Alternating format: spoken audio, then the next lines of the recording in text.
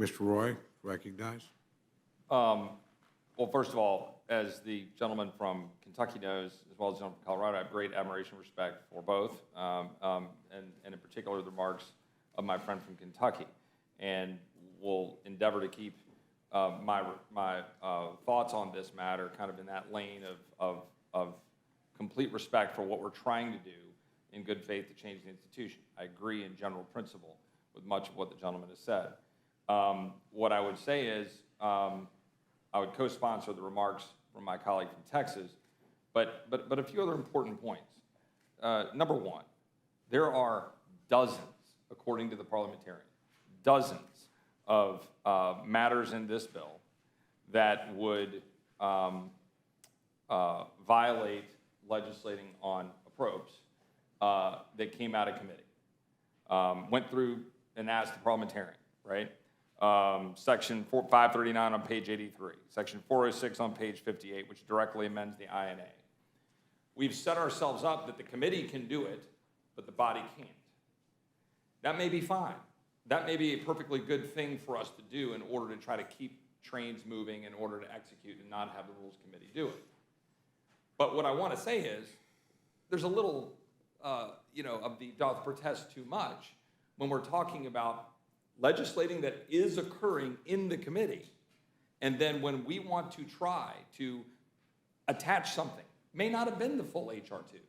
It might have been some other provisions which we were working on to try to keep in the spirit of amending it, as the gentleman from Colorado said, and send it to the Senate with provisions that would address the concern at the level that we would deem appropriate, but we're told you can't because you're legislating on approach. And I go back to what I said to my friend from Florida yesterday, where we were literally told in the context of the same subject in July, we could do it neither on an authorization nor approach. We bind ourselves to the ability to figure out how to address a problem. I actually understand my colleagues' protest here. I do, except this. My friend from Colorado said unprecedented. You know what I'm going to say. What is unprecedented? The 305,000 encounters in August, what we're dealing with at an enormous scale. In Colorado itself, right? You've got thousands that they're dealing with, looking at stories, and I'm not bringing that up to target you. It's just all of us that we're dealing with it. Yes, it's a contingency. Of course it's a contingency. That's exactly what it is. It is designed to be a contingency. And in truth, how this is going to play out, and we all know it, is we're either going to end up in some debate about a CR this week or the following week that we figure out how to get to an agreement on what that looks like, or there's going to be a conference, and the last product that we would have passed will be the subject of the conference committee. That's what will actually happen, because the Senate has no intention of passing this DHS appropriations bill with or without HR2 as a contingency. The point here is what we're sending as a very clear message with this. We have got to secure the border. We believe HR2 is the method to do that. And HR2, if passed, great. Now let's go fund DHS appropriations.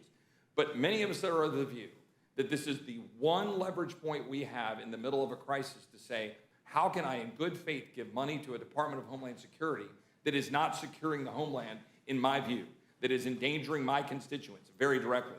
To the gentleman from Kentucky, I represent 750,000 Texans. Texans who are done. They're over it. They're at a place of screaming at us, saying, what will you do? They are begging us to do something, literally on a daily basis, the entire state of Texas. So yes, it's a contingency.